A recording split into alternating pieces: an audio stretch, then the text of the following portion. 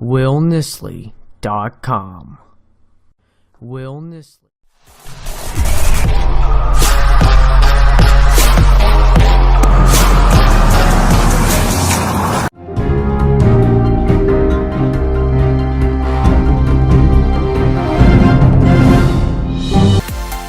France's government is giving in to a major demand of protesters, but will it be enough to stop the riots that have been taking place there? I'm Carl Azus for CNN 10, and that's where we begin today's show. Most cars in France run on diesel fuel. The cost of that has gone up significantly this year, and the government of French President Emmanuel Macron has planned an increase on diesel taxes starting in January.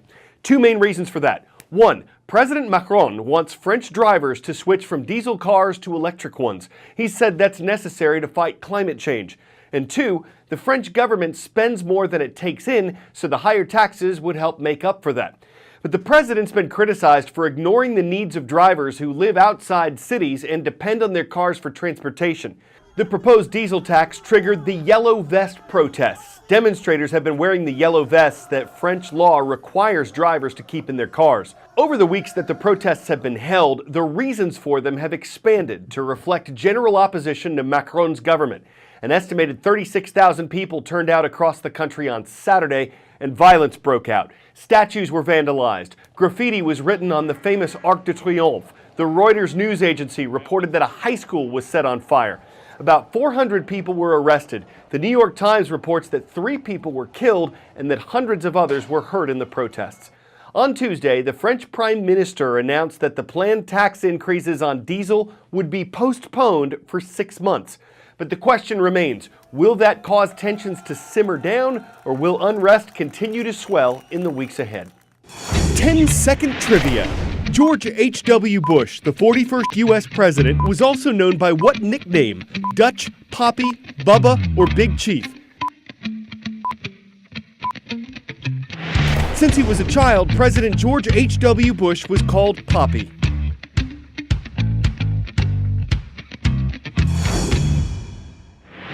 Starting Monday evening, a long line formed outside the U.S. Capitol building.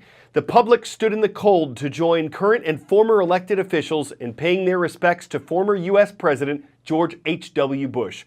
He passed away on Friday at the age of 94, and his casket was brought to the U.S. Capitol Rotunda to lie in state until Wednesday morning. This is an honor reserved for military officers and U.S. government officials. The 41st president's death brought together Republicans and Democrats who paid solemn tributes to President Bush at the Capitol and are expected at his state funeral at the Washington National Cathedral set for Wednesday. Former Senator Bob Dole, a friend of President Bush for decades, characterized the 41st leader's passing as the end of an era. George H.W. Bush was the last World War II veteran to serve as U.S. president. A debate's growing about whether blockchain technology could change the way people get electricity. Here's an example of how this could go. Let's say a home gets its energy from its own solar panels.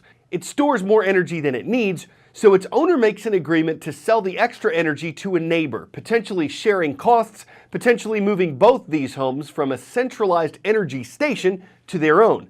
There are questions about whether this would work, especially when expanded to communities. What if one home used more energy than others, say for Christmas lights in December or air conditioning in summer? Would the others be willing to settle or make energy sacrifices? What if one family went on vacation, their home used very little energy, and they wanted to pay less that month?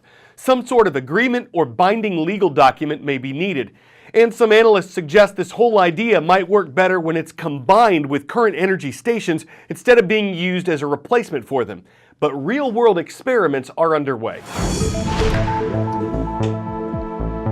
Imagine a shared economy innovation like Airbnb or Uber for the utility sector that can shift energy generation away from remote power stations into the hands of the community.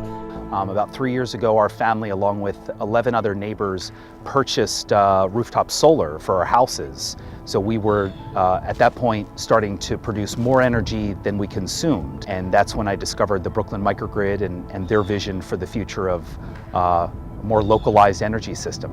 Gary Golden is part of a developing community-powered energy platform, which could eventually enable more than 100 homes in his neighborhood to share electricity with one another.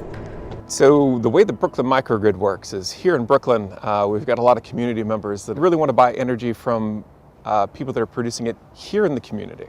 LO3 CEO Lawrence Orsini is the man behind one of the world's first peer-to-peer energy trade initiatives using blockchain technology.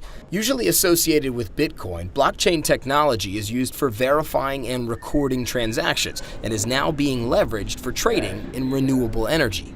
So I can actually put panels on my roof. I can produce my own electricity. So what that does is that shifts economically the way that we get to participate on an energy grid. Now, it's not just one way anymore. It's me participating in this market. There are some challenges. Users have to sign up, set up some hardware and an app, and there could be federal regulation down the road. Traditionally, energy has come from a large central station and flowed in one direction. The Brooklyn microgrid allows power to be generated and distributed locally, which, they say, could take stress off the grid. And with New York's ambitious plan to power 50% of the city with renewable energy by 2030, locally produced clean energy coming from homes like Golden's might help that transformation. I think what's really important about this transformation underway in the electric system is, as much as it's a technology story, what doesn't get talked about a lot is it's also a human story. That has a human impact on how people interact with and think about energy. And this mentality shift is happening globally, with similar initiatives taking place from Australia to Germany, proving that blockchain technology is about more than just Bitcoin. 26 squirrel monkeys have arrived at their new home at a wildlife sanctuary facility in Florida. They used to be part of a research study by the U.S. Food and Drug Administration. The U.S. Department of Agriculture says just under 76,000 primates were used in experiments last year, and more than 34,000 were held in facilities but not used in studies. People who support animal research say it helps develop drugs and medical treatments that benefit people, pets, farm animals, and wildlife. People who oppose it say it's inhumane and wasteful and that computer models could replace animals in research. Regardless of where folks stand, the monkeys that recently arrived in Florida will soon stand on grass for the first time. But that has to happen gradually since the outside is something completely new to them. They've never been outside, so they've never felt the sun on their face or the grass under their feet or rain or wind. It's all going to be such a new experience for them. Sorry, you go in today. Hi, monkey.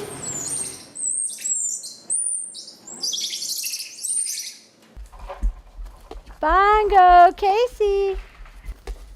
You too, Jenny. Not only from laboratory research, but we get monkeys from the exotic pet trade, from defunct animal facilities, zoos. White Coat Waste Project first uncovered the nicotine testing experiments on monkeys in 2016 and immediately launched a grassroots campaign who united to get these monkeys out of the lab and get them sent down here to Jungle Friends where they could live out the rest of their lives.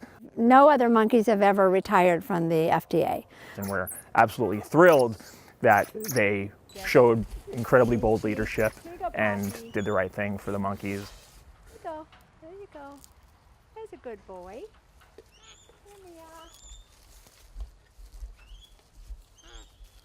They have the same emotions as we do, and you can just watch their little wheels turning in their heads, you know, and they're just so funny. They have a sense of humor.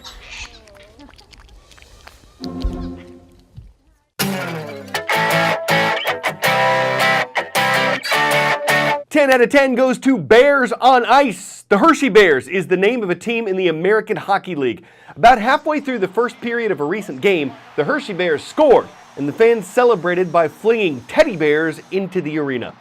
This was planned. It's part of an effort to help children in need, and the team says the 34,798 bears that were thrown into the game set a new world record.